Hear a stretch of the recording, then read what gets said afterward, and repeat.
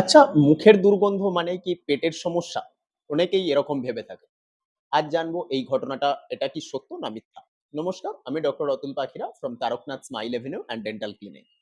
অনেক মানুষই মনে করেন যে যখনই মুখের দুর্গন্ধ হচ্ছে বা মুখ থেকে দুর্গন্ধ বেরোচ্ছে, তার মানে সেটা পেটেরই সমস্যা। পেটের কোনো সমস্যার কারণে এই প্রবলেমটা হচ্ছে। যেমন অনেকেই হাসতে গেলে বা কারোর সাথে কথা বলতে গেলে মুখ থেকে একটা দুর্গন্ধ বেরোয়। তো অনেকেই এটাকে মনে করেন পেটের সমস্যা। কিন্তু আসলে কিন্তু এটা সম্পূর্ণ একটা মিথ্যা ধারণা। 80 থেকে 90% কেসে ইভেন মোর দ্যান দ্যাট ৮০-৯০% এরও বেশি কেসে দেখা যায় মুখের যে দুর্গন্ধ এর কারণ লুকিয়ে থাকে মুখের মধ্যেই। মুখের দুর্গন্ধের কারণ মোস্ট কমনলি ৮০-৯০% কেসে কি দেখা যায়?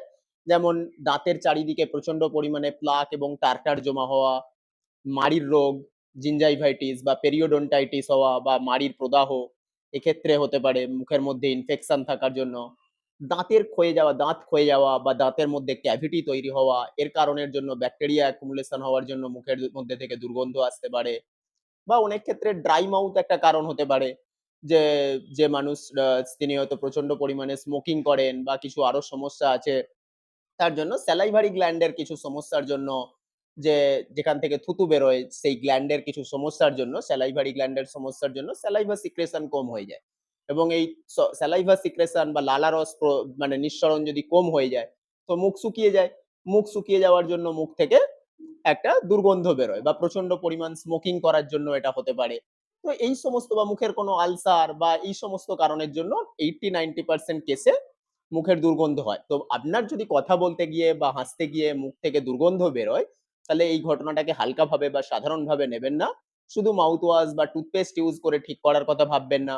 বা শুরুতেই কোনো জেনারেল মেডিসিন ডাক্তারের কাছে যাওয়ারও দরকার নেই। এইরকম ঘটনায় সবার ১ম এ আপনার কোনো না কোনো একজন ডেন্টিস্ট বা দাঁতের রোগ বিশেষজ্ঞ ডাক্তারের সাথে পরামর্শ নেওয়া উচিত।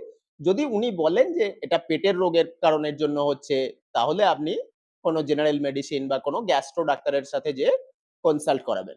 এই ধরনের ভিডিওকে ভালো লেগে থাকলে তারকনাথ স্মাইল এভিনিউকে সাবস্ক্রাইব করতে ভুলবেন না। ভিডিওটির ইনফরমেশন যদি আপনার কোনো কাজে এসে থাকে, তাহলে ভিডিওটিকে লাইক ও শেয়ার করুন এবং আপনি কমেন্ট বক্সে জানান আপনার মুখ থেকেও কি দুর্গন্ধ আসছে বা আপনারও কোনো রকম মুখের কোনো রকম সমস্যা থাকলে ভিডিওর কমেন্ট বক্সে জানাতে ভুলবেন না। Thank you.